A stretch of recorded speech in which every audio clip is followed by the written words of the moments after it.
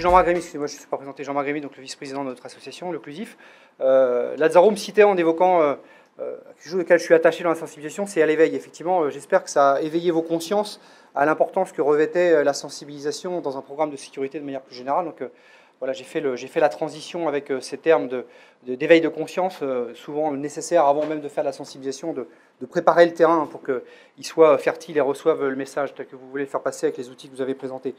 J'avais une question pour introduire le sujet, et je m'adresse à nos amis de Provadis qui avaient fait une proposition d'intervention. Malheureusement, on ne peut pas retenir tout le monde, on avait plein de choses à évoquer.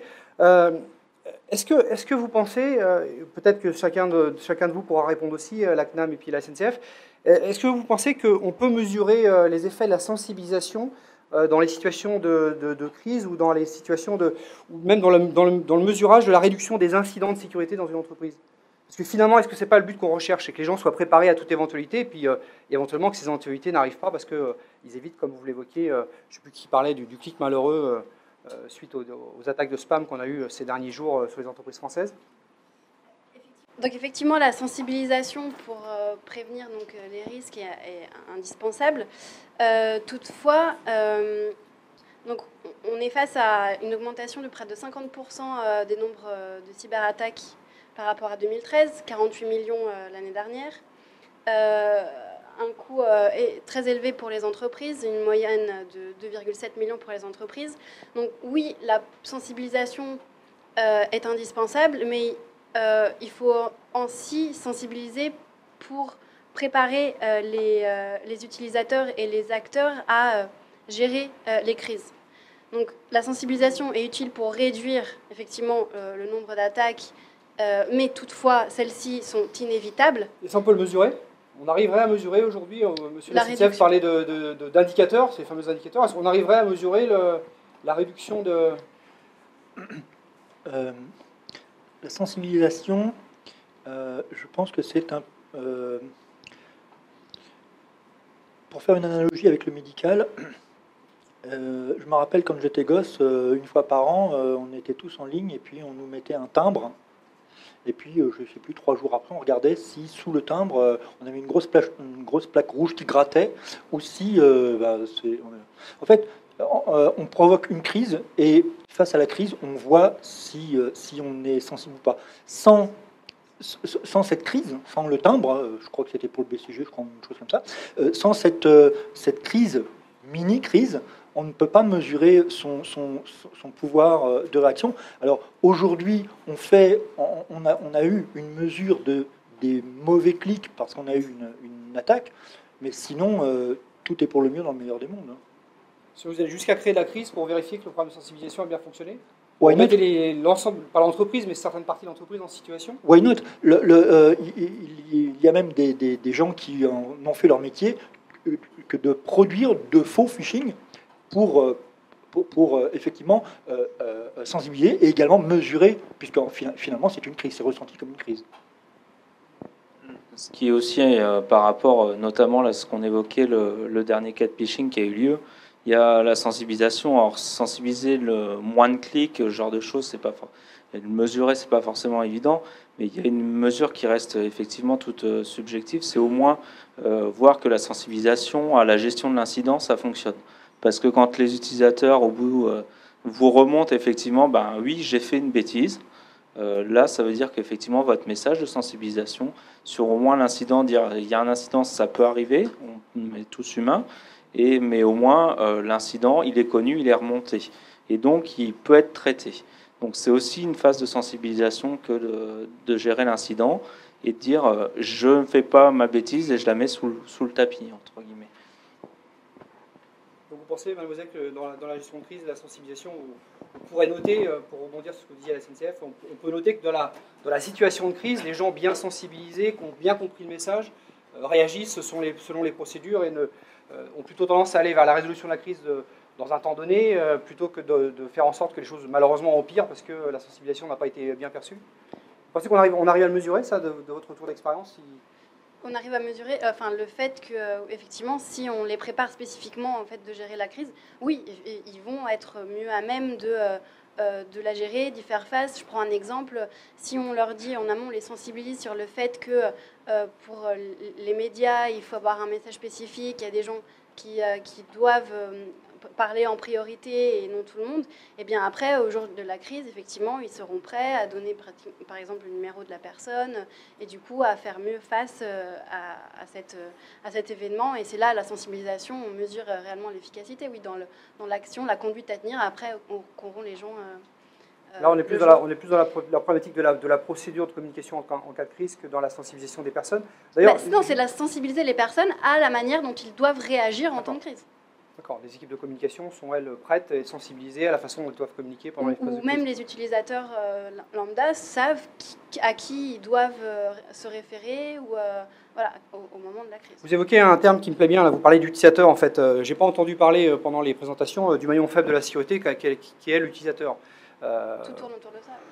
Oui, alors moi j'ai juste un avis, bien évidemment, il faut que je le donne, c'est que l'utilisateur devrait être demain le maillon fort de la sécurité. Et quand on parle d'utilisateur, finalement, pour rebondir sur ce qu'ils évoquaient, et puis j'interpelle les autres intervenants aussi, est-ce qu'on ne devrait pas plutôt parler de l'humain? Parce que finalement, vous parlez de communication en temps de crise, c'est pas Madame Michu de la compta qui va communiquer en temps de crise, c'est plutôt le directeur général ou les personnes de la communication. Mais est-ce que vous pensez que toutes les personnes, c'est un peu global, sont égales devant les programmes de sensibilisation? Je ne parle pas de l'utilisateur, parce qu'on a toujours tendance un peu à taper systématiquement sur lui. Et Lazzaro évoquait les sensibilisations à donner aux services informatiques. C'est toujours un exercice très compliqué de s'adresser à des informaticiens. Mais parmi les humains, j'entends l'utilisateur lambda, et puis le middle management, et puis la direction générale. Est-ce qu'ils sont tous, je dirais, ont tous le même niveau d'éveil et de conscience par rapport à ce que représente la sensibilisation pour eux En tout cas, tout le monde est impliqué, puisqu'au final, tout le monde peut être la cible potentielle. Oui, tout le monde est impliqué, bien évidemment. Donc tout le monde doit avoir les moyens d'agir et donc est concerné par la sensibilisation. Alors concerné, oui. Mais alors sensible, le COMEX, allez les sensibiliser, allez leur dire qu'il ne faut pas cliquer sur n'importe quoi. S'il vous plaît, la porte c'est par là. On sait ce qu'on a à faire, nous on est intelligents. Et alors c'est un vrai problème parce que on connaît tous ce problème. Parce que l'information sensible, la vraie information sensible, elle est là. Puis leur dire comment il faut cliquer, ça c'est une autre paire de manches. Alors, si quelqu'un sait faire, moi je suis prêt à partager, apprendre. D'ailleurs, ce qui m'a surpris, juste le temps que Lazzaro prenne le micro, ce qui m'a surpris dans le Serious Game du SIGREF, c'est alors c'est une option qui a été prise sans doute dans le scénario, c'est juste un remarque, c'est que vous parlez d'informations sensibles. Le scénario, c'est l'information top secret. Finalement, bien sûr, c'est un modèle de classification qui n'existe pas en France, mais si on prend un modèle de classification équivalent dans l'IJ 1300, qui est du niveau très secret défense, on imagine assez bien que les gens qui sont aujourd'hui soumis à cette réglementation sont sensibilisés de par leurs activités. Le message ne devrait-il pas commencer par vous avez l'information, elle n'est pas classifiée sans doute, ou vous ne connaissez pas son niveau de classification, mais de toute façon, elle revêt une importance pour votre entreprise, puisque toute l'information d'entreprise a bien une vocation à porter l'objet de l'entreprise d'une façon ou d'une autre. Et donc, est-ce que ce message est reçu quand l'utilisateur se dit « moi, je ne traite pas d'informations top secret ou équivalent » Est-ce qu'elle est reçue ou est-ce qu'il se dit finalement « bon, c'est pas pour moi, ce que j'évoque là, je ne me sens pas spécialement concerné » Lazzaro, comment à la CNAM vous arrivez à un agent, entre guillemets Je voudrais d'abord revenir à la question, parce qu'elle est très importante, la question de la sensibilisation. Il y a des sensibilités différentes, il y a des tranches d'utilisateurs différents qui ont besoin de choses spécifiques. Mais la première chose à ne pas avoir, c'est un préjugé. C'est pour ça que pour moi, la sensibilisation, ça va en dialogue.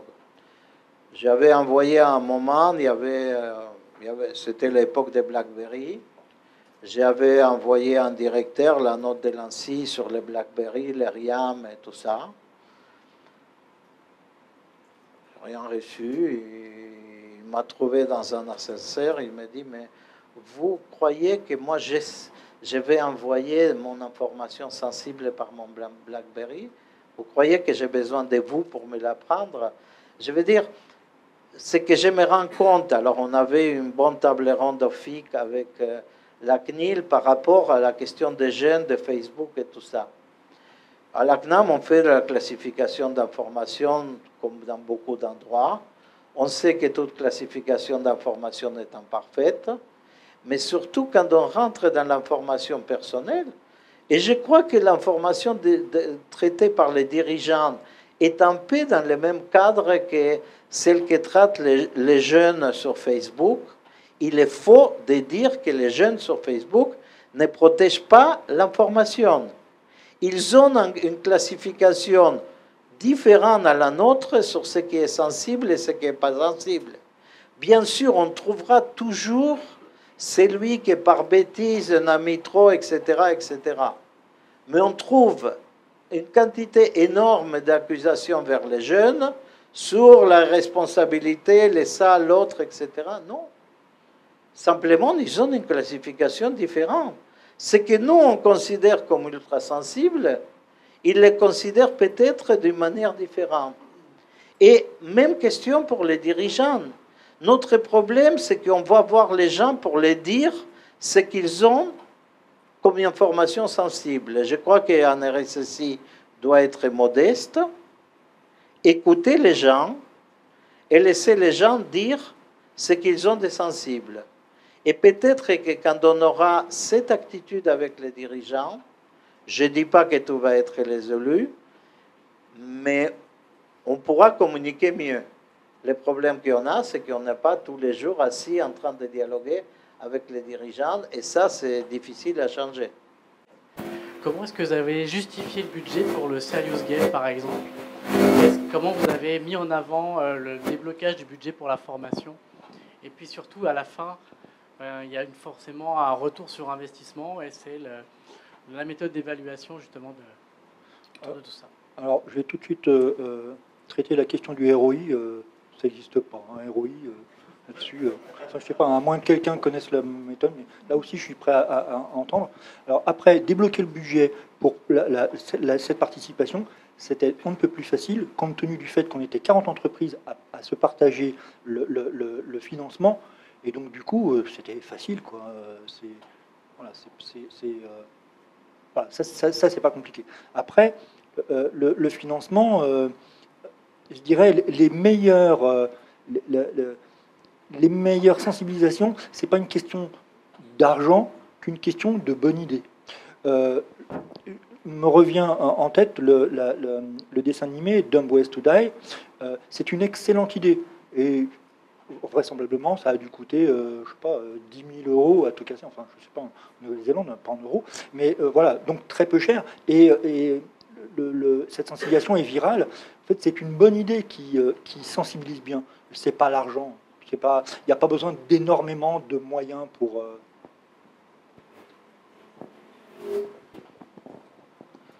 Alors, je serais provocateur, je dirais que la sensibilisation à l'assurance maladie est gratuite. Je crois que le seul à avoir un budget, c'est moi, c'est 30 jours de sous-traitance, mais il n'y a pas que la sensibilisation là-dedans, et je vous ai déjà expliqué pourquoi. On utilise beaucoup les compétences internes. J'étais surpris au bout de 3-4 ans de voir la quantité et qualité des compétences internes qui existent à l'assurance maladie. Et je commence à me dire que l'assurance maladie ne doit pas être un cas exceptionnel. En parlant de ça, justement, juste là, excuse-moi Thierry, le SIGREF, vous avez pu mesurer d'une façon ou d'une autre les retours sur le Serious Game, enfin, au moins l'adhésion à la démarche, l'utilisation, il y a un droit de licence, comment ça se passe pour l'utilisation quand on est adhérent du SIGREF ou...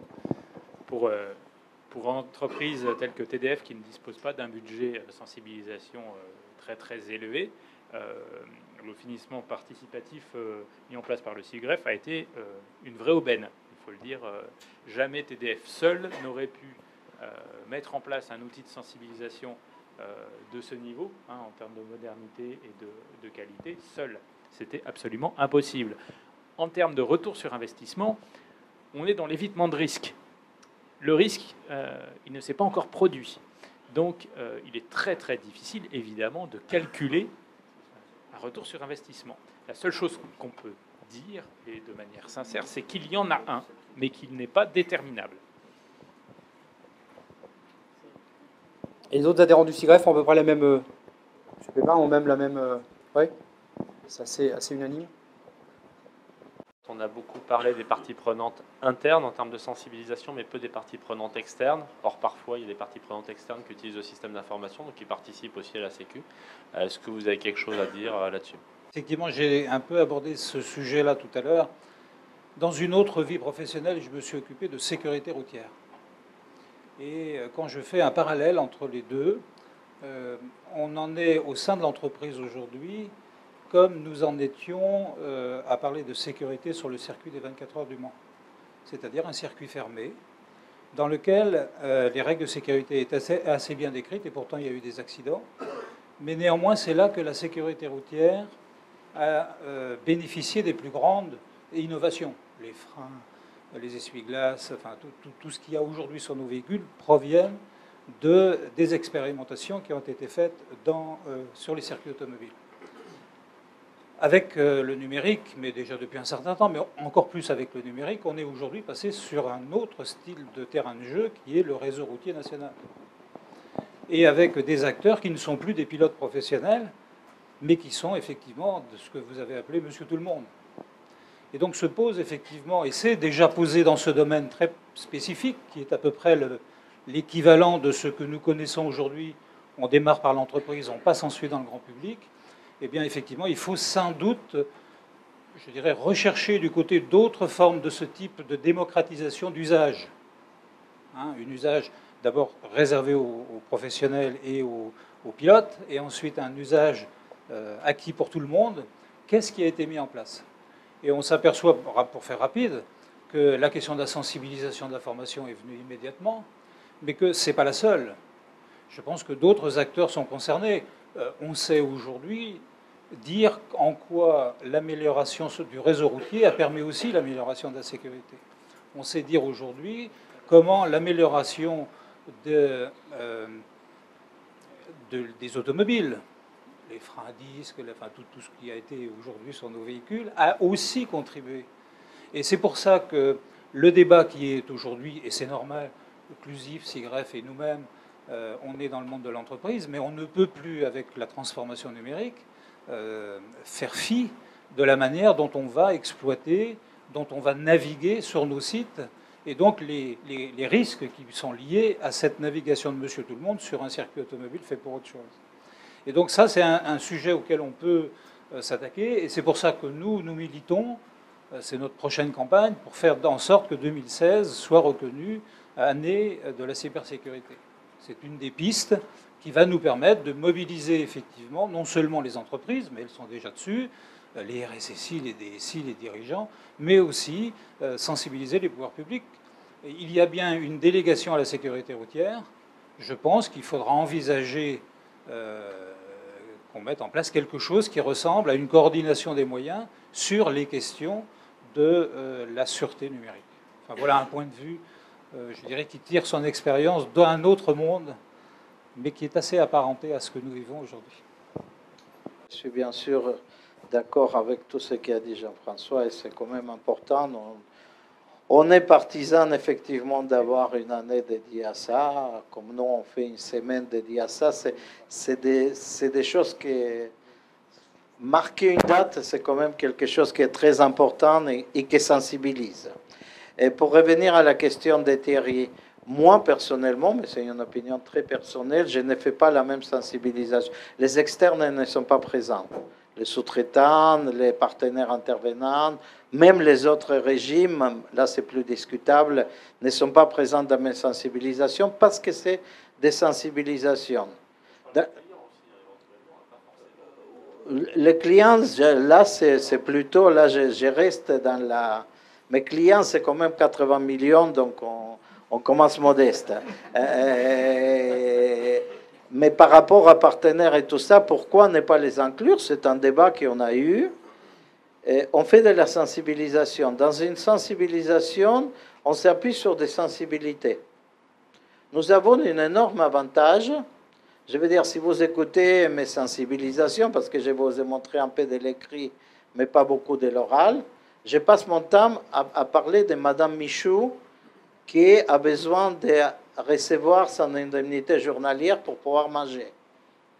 Et je peux dire, aux informaticiens de l'assurance maladie, par exemple, des horaires comme ne vous prenez pas à la base de données que vous avez là en face, vous êtes en train de frapper Madame Michou qui a besoin de manger. Je profite d'une sensibilité générale de l'ensemble des agents de l'assurance maladie qui, à force, c'est des gens qui ont une autre sensibilité sociale. Je n'ai pas constaté autre chose chez nous, je n'ai pas vu des mercenaires, je n'ai pas vu des choses comme ça. Quand on leur parle de Madame Michou, ça leur parle. Une société informatique autre, on doit avoir aussi des moteurs culturels pour s'appuyer, mais la Madame Michou, ils ne leur payent pas l'indemnité journalière. Sylvain Lux, Max Secure, pour reprendre le parallèle avec la sécurité routière, qui dit sécurité dit règles, comme les limitations de vitesse, mais dit aussi sanctions. Et qu'est-ce qu'on peut faire comme sanction dans le domaine de la sécurité de l'information ?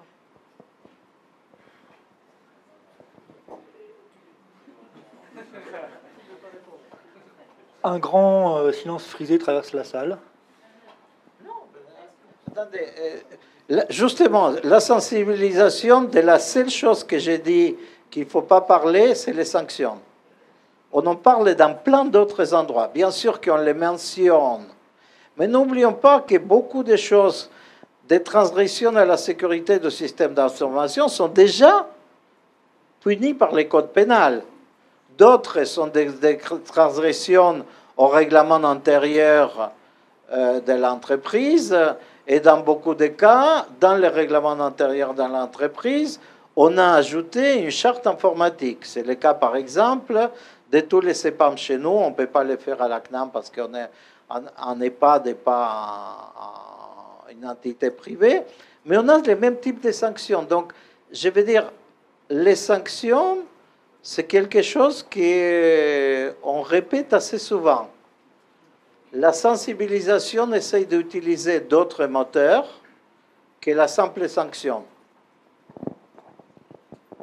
Alors, on parle effectivement d'une sanction d'une autorité. Suite à la vague de phishing toute récente, lundi, j'ai envoyé un mass mailing pour dire « Ouf, on est sorti, restons quand même en éveil ». Pour autant, il y a quelques dizaines de personnes qui ont fait un clic malheureux. Eh bien, ces personnes devront attendre plusieurs heures, voire plusieurs demi-journées, que l'on remasterise leur poste, qu'on le reformate et qu'on réinstalle leurs outils dessus. Bon, c'est pas une sanction disciplinaire ou d'autorité, mais enfin, moi, être privé de mon PC pendant 3 demi-journées, j'ai pas envie. Donc, finalement, j'avais fait exprès d'amener ce sujet-là, justement pour faire sentir, voilà, faire percevoir que il y a finalement quand même une sanction. Merci. Encore une petite question. 30 comme ça. Le temps est compté, donc Henri Caudron, RSSI de Schindler et administrateur d'Inclusif. Voilà. Une question en réaction à l'avantage qu'a la SNCF de motiver ses utilisateurs avec des iPads pour avoir 27 000 participants. Ce que l'on voit avec un utilisateur qui a un iPad dans les mains, il change de comportement. En fait, son iPad, ça devient son doudou. Qu'est-ce qu'on fait pour la sensibilisation par rapport au doudou ? Oui. Alors, la sensibilisation elle-même, ça doit être un doudou. Quand la bande dessinée que je vous ai présentée, c'est la bande dessinée que vous lisiez quand vous étiez gosse, sous les couvertures, Tintin ou Astérix. Ça doit...